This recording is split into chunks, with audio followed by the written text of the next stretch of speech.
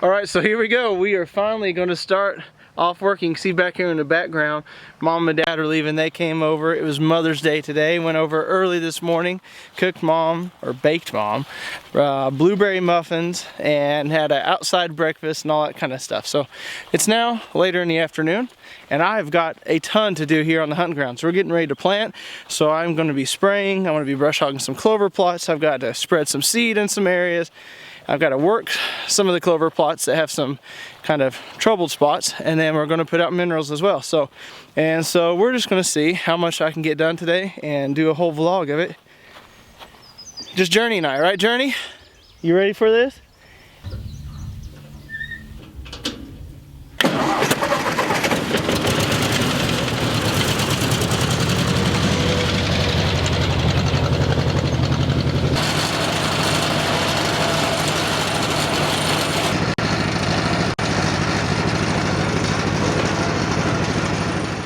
So this is where I've got a really good eagle seed clover stand. You can see I've got the redneck buck pallets back there behind me. This is a great food plot to hunt over year round.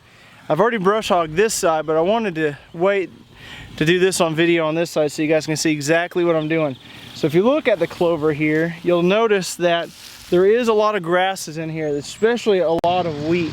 I drilled in wheat later on, you know, in the fall last year, and it did great. It basically takes all that extra nitrogen out of the soil, provides deer something to eat, and what they don't eat, it grows up and it matures like this. As you can see, there is a good stand of grasses and wheat in this clover, so we're just going to mow it down, and it should allow that clover to overtake. And this has only been brush hogged a day or two, and it was just as bad as that side. And as you can tell already, that's almost nothing but clover. The clover is coming back stronger and faster than the grass itself. And then all that wheat and all those grasses and stuff that I brush hogged up and that's gone back down soil, that's just extra nutrients for it. So I've got to work this food plot. Now there are some places inside of this side that's got a little bit too much grass, so we're gonna have to watch it, and if so, then I've got a herbicide that I'll come in and I'll treat that, and we'll do another video on that. But got a lot of work to do. We'll brush hog this area, and then we'll get to spraying. So here we go. It's gonna be a warm one today, that's for sure.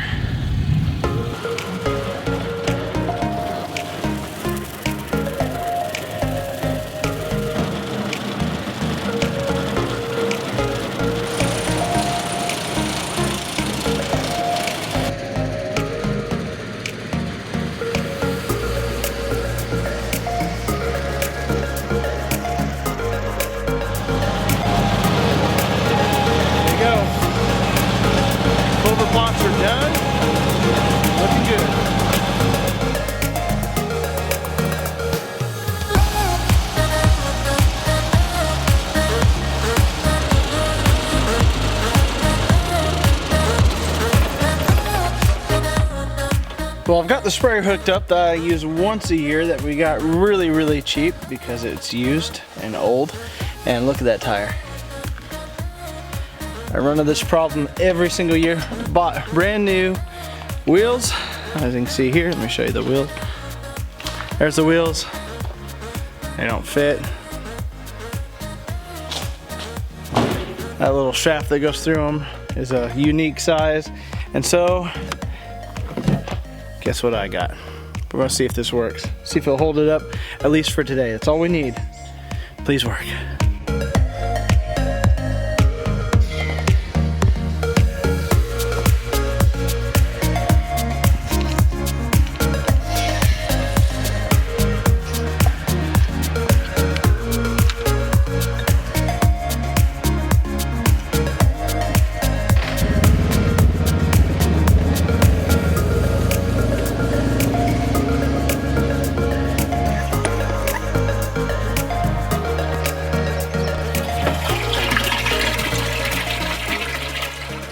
Well, I'm just about done filling up the sprayer here. Basically, I'm going to be spraying these food plots with glyphosate, killing them all off.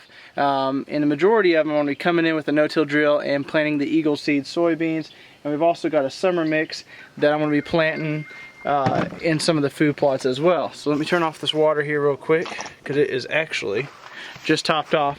And when you go in and you're getting glyphosate, don't go by the name brand Roundup because you're just paying for a name there.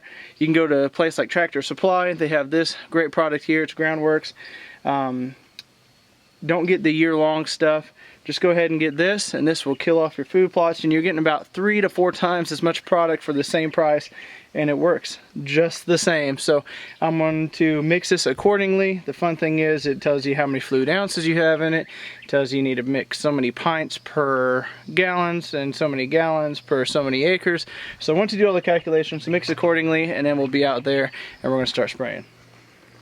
So I know somebody's going to comment about it if I don't mention it, but I did add surfactant into the mix there. It just basically makes sure you get all that you're paying for out of the glyphosate. It just attaches that killing product better to the weeds themselves, and you're going to get a much better kill. It's worth it because you're going to get more of your money out of it. So Journey, you ready to go? Come on, we got to go. Come on, get in there. Get in there. We got to go. We got work to do. Can't wait on you. Get in there.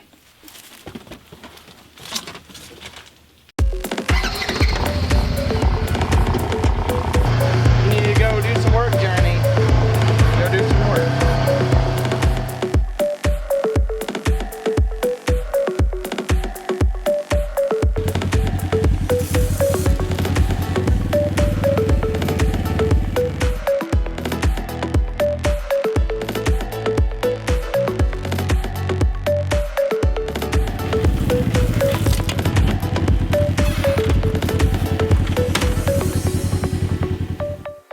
So I just drove out here to the kill plot, as you can see here. It's looking really nice. Back behind me, the deer have been tearing up this mineral station here. I've got some more Trophy Rock 465 to put in it. But I got a lot of wheat growing up in here. Late last fall, I came in, I broadcasted a lot of wheat. I kind of had a clover stand in here. It wasn't doing real great. You can see it kind of coming up in here right now. But what this wheat's going to do is I've got the weed eater. I'm going to go in, I'm going to weed eat all this down. All that debris is going to lay down on top of the soil because there's not a whole lot of soil here. It's a lot of rocky soil. We're just up on this ridge top. We're out in the Ozarks. It's just really rocky. So what this is going to do is going to allow for a nice seed bed. We're going to come in and plant probably like a throw and grow mix in here. There's not a whole lot of sun coming in. What I'll probably have to do is come in strategically and remove a couple of these trees that have a large canopy that's really protecting the sun from getting to this plot. So I know that's going to really help it. So I want to start up the weed eater, go ahead and get this going, and then later this week we have a chance of rain. Right before that rain, I'm going to get in here. I'm just going to broadcast right over the top of this, and it's going to allow for some awesome germination. Hopefully this food plot will do really good this fall.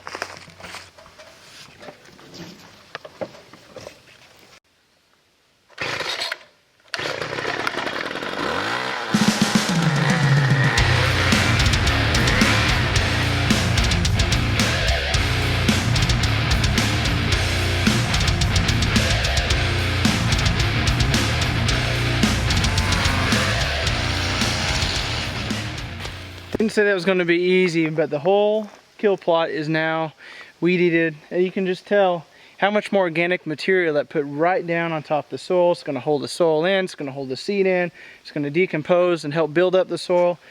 So, you know, when it comes to making food plots, don't be discouraged on you might not have the right equipment, or you might not have help, or you might not know everything. Nobody knows everything out there. It's all trial and error. As far as getting out there and planting food plots, I've got a lot of videos on my YouTube of tips and techniques that have worked for me. But get out there and just start something. That's how we all learn, is by our successes and our failures. As you can tell, I mean, this kill plot has done okay, but it could do so much better. And there are things that I've already done in this food plot that I'm going to change up, because by learning from what did not work, it's going to improve it and make it that much better for this year's hunting season. So just get out there, create some food plots. You'll be surprised how much fun you can have by just improving your land. Even if it's 5 acres or 5,000 acres, it does not matter. It's going to improve your property no matter what. So get out there, just enjoy doing this. If you don't have help, I don't have help a lot of times. Just get out there and you'll just be surprised how much fun you actually have. So it's awesome to finally have this kill plot done. Right before the rains come this week, I'll get seed out here. And I was pretty surprised actually in the amount of clover that I had growing up in here. So pretty happy about that, and I'll probably go ahead and broadcast some more either clover or like more of a throw and grow mix in here, because I have a feeling that clover is not getting as much sun as it needs, and I could plant a different seed type in here and possibly it'd do better than the clover without having to knock down all these trees. So got the 465 here. Now it's time to refresh this mineral lick. The deer have absolutely torn it up. I've had a lot of good buck pictures here already. This is called Big Buck Ridge where I'm at. I've got the Spy Point trail camera there. What do we got there? That's a Force 11D. And let me show you guys my mineral station here. So I've got a couple different mineral stations. Right after this, I'll go right to another clip of a different mineral station. I'll go refresh it as well. But this one's unique. It's really what I like to do. If I can get away from dumping the mineral right directly on the soil the entire time, then I'll do that. So I've cut a notch at the top of this stump. That way it holds the mineral, it absorbs it into the stump, and you actually can tell here the deer have been tearing up the stump, and then they get in the dirt and then they paw at it, but they're going to eliminate the stump eventually, but it holds on to it a little bit longer than it just leaching in the soil and getting out of there. So I want to refresh it, and then I'll go to another mineral site and show you a complete opposite site of this one.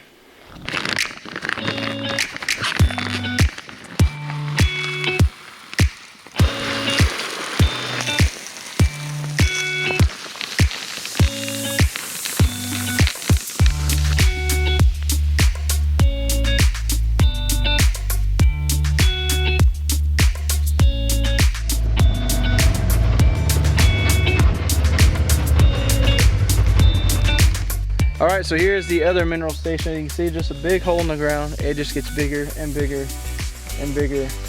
But it affects this big area. So anytime that I can put it on a log or in a stump and really contain it and just make that area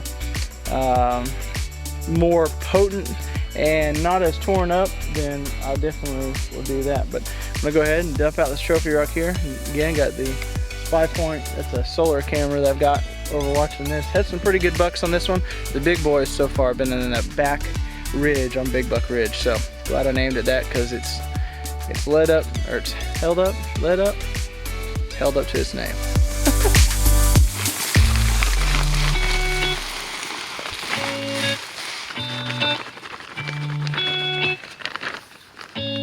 Well, before I wrap up this vlog, I want to update you guys on a few things. Earlier today I was brush hogging the back clover plots, and they had a lot of wheat and some grass is starting to come up. Before you ever use any herbicide on your clover, go in and mow it. It will really cut back the amount of grasses and the weeds that are growing up in there. Look how beautiful this clover plot is. It's just almost pure clover. It's still got some wheat coming up that I've mowed down, but that wheat's gonna die off as soon as it gets a little warm. But it's almost pure clover, and a week and a half ago it looked almost like those other food plots. So it does a world of difference just getting in and mowing, and do that a couple times if you have to really tame those grasses and those weeds. And then at that point, if you can't control them, then get the herbicides out. Then I'm gonna quickly run over here because I'm exhausted. It has been a long day of work. If you guys remember, about a month back, or maybe a little bit more, actually it was before turkey season I think, we came in, we did a prescribed burn. I'll leave a link at the top of this video. Have a little bubble that will pop in there, show you guys that prescribed burn.